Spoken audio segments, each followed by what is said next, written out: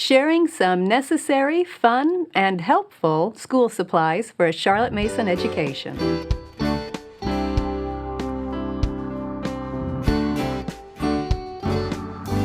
Welcome to the Simply Charlotte Mason podcast. I'm Sonya Schaefer. Today we want to tackle a fun topic, school supplies for a Charlotte Mason education. So we'll be coming from that angle of a Charlotte Mason approach. Now, we already talked about what we consider back to school essentials for the mom, and those are more of attitude that sets the atmosphere of your home. But today we want to get down and practical with what are some school supplies. Some of you asked us that. Give us some school supplies that we like to use in a Charlotte Mason homeschool. So joining me today are my friends and coworkers, Jenn Foss and Laura Pitney, and we're going to share some of the school supplies that we consider fun, necessary, and helpful. Who wants to start? Well, I guess what we Charlotte Mason educators sometimes think of as fun, maybe not everybody does. I don't know. Books are so fun. They are, yeah. Right? So when I was thinking about this, those three divisions, yeah, I think the line just gets blurred sometimes, right? Because some things, maybe some of us will consider necessary, where some of them just consider them helpful or fun. So I think it all kind of runs together somewhat. Yes. But I know one thing that Laura and I were talking about that we both use and have planned together in the past many years ago, and it's evolved, but it's the idea of our binders that we use. And I call it family block. What do you guys call it? Or it's kind of changed over the years. Your morning. I just call them our morning time or family time. Right. Okay. So, but it's the idea of some of those things like our scripture memory is in there, our folk songs, our hymns, copies of those things, our poetry, but it's all in one binder. And each of my kids have one, even my smaller ones. Now, my 2-year-old doesn't have one yet, but my 5-year-old little guy has one because he wants to feel like he's part of things, and he'll even open it to the right page, even though he can't read at all, but it makes him feel like he's a part of things. Yeah. And so it's this really wonderful tool that kind of just binds us together. And we put extra things in there that maybe we're working on as a family, just like knowing our address and mom and dad's phone numbers and that kind of thing. So that's been a wonderful tool for us over the years. I have one for myself as well, so I definitely would deem that necessary. It has our schedule for the day, even for the week. I have a tab for the long-term goals for that school year per kid. So it is my collection of what is supposed to happen for the school year. So I even have my personal memory binder. And so every day I open that up, and because sometimes my thoughts aren't clear, I refer to that schedule under the first tab. I just flip it open, and it has everything that we're supposed to do for that day and what kids are supposed to be doing what. So the physical binder is huge. And on the left side, once I open it, I have my dry erase board that nobody's allowed to touch because it's mine, and my dry erase marker and a napkin or something. I just feel like practically for me, I'm always needing something to grab quick to explain something, or maybe to illustrate something, or just to versus using a ton of paper. I just have found that using a 8x10 type size dry erase board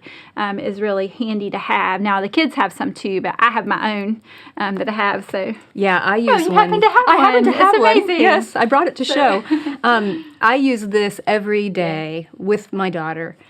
The blank on one side we can use for spelling words. Like when she transcribes something, then I'll say, okay, now look carefully at these words, and then we're going to close the book, and I want you to write them here. Or like last time, I wanted to show her the relationship between please and pleasant. Mm-hmm. So I wrote them both on here, or had her write them both, and pointed out how you make one to the other. So the blank side, use it all the time. And then the other side is fabulous for math with the grid pattern. it helps us keep our numbers neat, keep everything aligned for place value. Yeah, I highly recommend one of these. Absolutely. Let me go back to your binders for a moment. Do you empty it out and have a new one every term, every year? Do you just keep adding to it? How does that work? Well, for me, the first few tabs are the current year or the current memory work or whatever is applicable to today, whatever we're using today. And then kind of like the scripture memory system, it graduates to the back. And I have like master tabs for all the hymns we've learned, all the Bible verses they've learned, all the poems they've learned. So mine is a combination of both. The front of it is stuff we're working on now, and then the back is their master copies of all the things they've learned. So that's what I do. Is that how you do it? And I do something similar. Mine has just grown. They keep getting fatter and fatter. And so at some point, I feel like we're going to have to graduate to a thicker binder, I guess. But like my little guy, he has not been there for all of the lessons for these different things. But as a part of our family culture, as we keep reviewing the different hymns and the different folk songs and the different verses, scripture verses, he hears them, and at some point, I think, they will just become a part of him as well. Yes. So I keep it all in there, and the way I do mine is mine are all in page protectors. Everything is in page protectors. So it was kind of an investment at the beginning, but now I just add to it at the beginning of each year. I put everything in for the year, and sometimes it doesn't all get done, but I have, my goal for the year, and so I put all the new things in there. And mine, I just took a Sharpie, and they have page numbers on so behind scripture, it just has a page, each one has a page number. So what we'll do is one day we'll be practicing our new hymn, and then the next day we'll review something, and I'll often just let my kids choose. So they'll look through the hymns, and they all have their favorites, and so they'll say hymns page 5, and so we'll all turn to, all of our binders match, so we'll all turn to hymns page 5 and sing that one. So so mine just grows over time. Great. Those are great ideas. Another thing that I thought of for school supplies, if you will, of course, a bookcase. I mean, the first thing that came to mind was living books, but those are not technically supplies. Those are curriculum. So we're setting curriculum aside, but a bookcase, that's where I store everything that we are using. All the books, all of the notebooks, all of the pencils. I store, another thing I put up there is my bag of coins that we use for math every day. We also have jars of buttons and other everyday objects that we use for math. But it's all on that one shelf for the one student that I have currently. So I know exactly where it is. And we have our weekly schedule there so that when we come to the schoolroom, she looks at the schedule and sees what's set for that day, and then she goes to the shelf and pulls off the resources that we're going to need and puts them on the table for us. So bookcase, definitely huge thing. You can never have too many bookcases.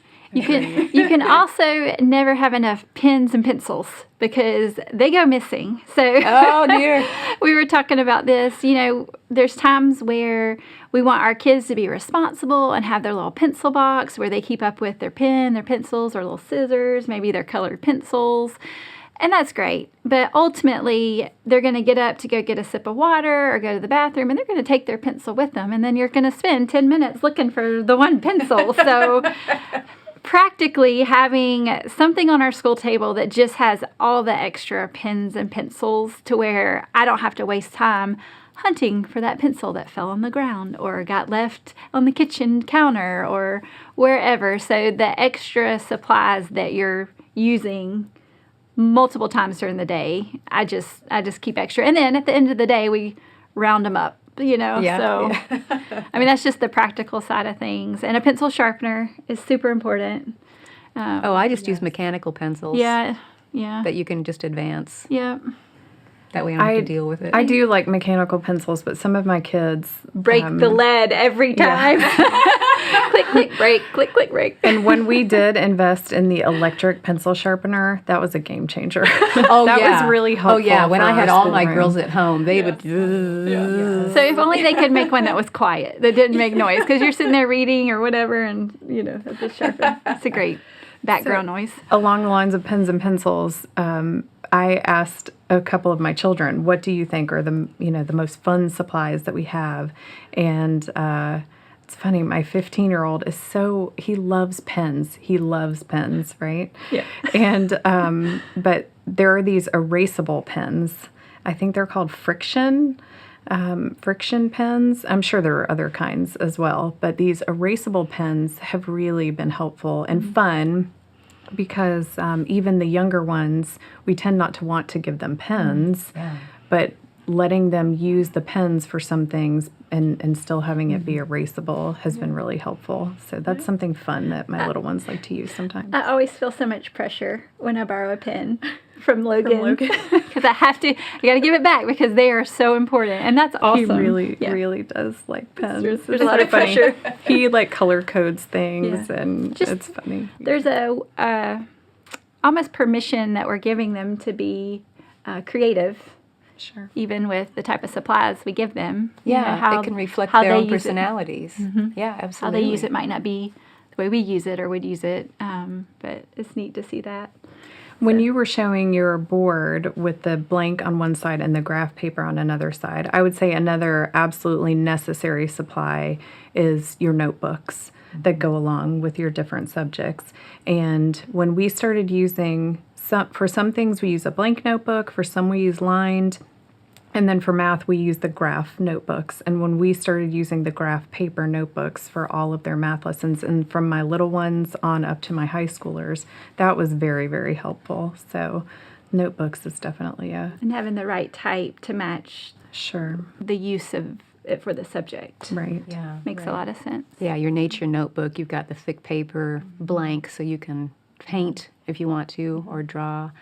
Your book of centuries, it helps to have that graph of a century at a glance. All those different notebooks. And we've done another episode on notebooking that we'll leave a link in the show notes for everybody on that. Charlotte Mason style notebooking, yes. One other school supply I thought of, well, two, having to do with art and music, because not every homeschool includes those things, but some way to display the work of art that you've studied that week. My father made me a gorgeous adjustable easel that has pride of place in our living room, and so it can adjust to just a regular 8.5, 11, or it can go up to those big coffee table art books that are all big like this. We have it open to one page and it'll accommodate that.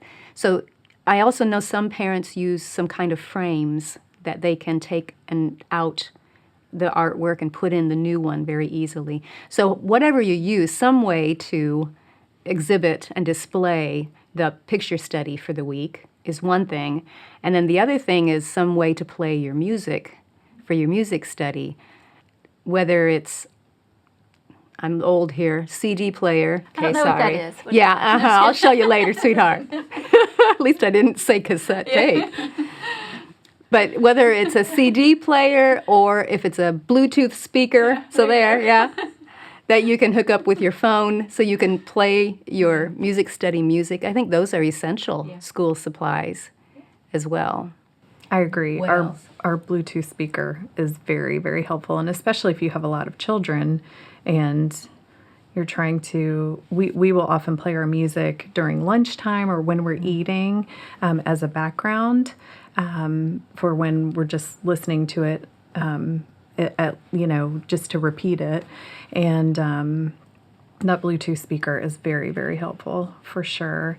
And when you were talking about your easel, another thing that I was reminded of that is really helpful, we have some book stands, little book stands that just fold up flat, and you can pull the legs out, and they use it for their copy work, or when they're doing drawing, they can put the book in the stand and do drawing. And that has been really, really helpful because they just fold up really compact and they stick them right in their little basket where they keep their notebooks and So things. it's easier to see Yes. rather than having it lay flat and then you're hunched over. And it holds That's a great idea. it holds the pages open. So instead Yeah. of the pages flopping around, Trying to it's- hang yeah. on to it, keep it open. Yeah. Yeah. Oh, I love that idea. That's been a really, really helpful tool for us. And so we have multiple of them. Because you have multiple kids you're homeschooling at the time. Right. Yeah. Yeah. Forever. Yeah. Of course, maps and globes. We'll throw that in. Years ago, we started, I don't even remember where we got them, but it was a placemat size that was laminated, and one was the map of the world. Flip it over, it was a map of the United States. And those are just so easy to have on the school table or wherever you're doing school.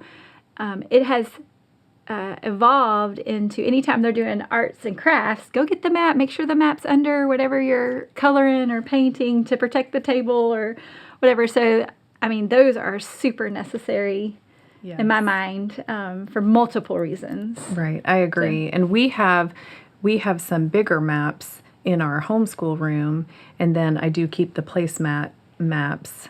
We keep one on our kitchen table, and that's been really helpful because you find yourself talking about different things, maybe at dinner, and if it's right there, if it's maybe in another room, then you may not take that extra step of let's go get the map and look at where we're talking about. But if it's right there on the table and you're sitting there eating, it's so easy to just pull it out and To make geography a part of everyday life, which is what it should be.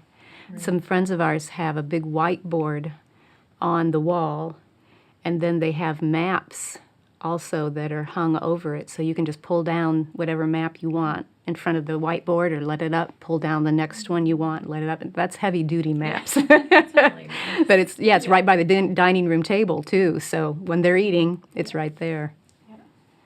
Anything else? Another thing that has been really helpful for me, and I know I've talked about it before, so I apologize, but it's the timers. Oh, the yes. timers are really necessary in my house. So, and I would say two different things: a visual timer, which that's the one I know I've talked about before, but it's a timer with a clock on it, and you can see it'll turn red if you set it for 30 minutes. It shows 30 minutes of red, and then it slowly goes away, so the kids can look at it and see how long they have for a given subject. And so that's been really helpful. And then I also set timers on my phone for different things, kind of the non-negotiables of the day. So we have an idea of how we want everything to go, but most of it is kind of a not necessarily a crazy strict schedule like, oh, you have 1 minute and then we're starting this, but more of a this is what comes next, this is what comes next, and trying to keep that principle of the short lessons. But some things are kind of the pegs of the day, that this is what happens, at these certain times. And so the timer on my phone has been helpful for that. I sometimes use that to remind myself. I did back when I had all the kids at home. I would do that to remind myself when I need to go get lunch started.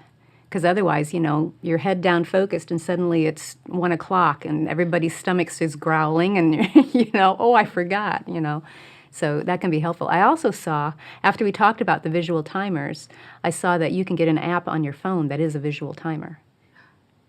Ooh. You're really excited now. Does that make up for the CD player? There you go. There you go. See? Necessary and fun. There you go. Perfect. That's great. Perfect. Okay. You'll have to tell me where that is. I will find that. Okay. Well, great. Thanks so much for all of your ideas. I hope all of these school supplies are helpful for you and necessary and fun. And I hope that this will help you to prepare your school setting to give your children a Charlotte Mason education and help your days run a little more smoother and easier. Thanks for joining us. We'll see you next time.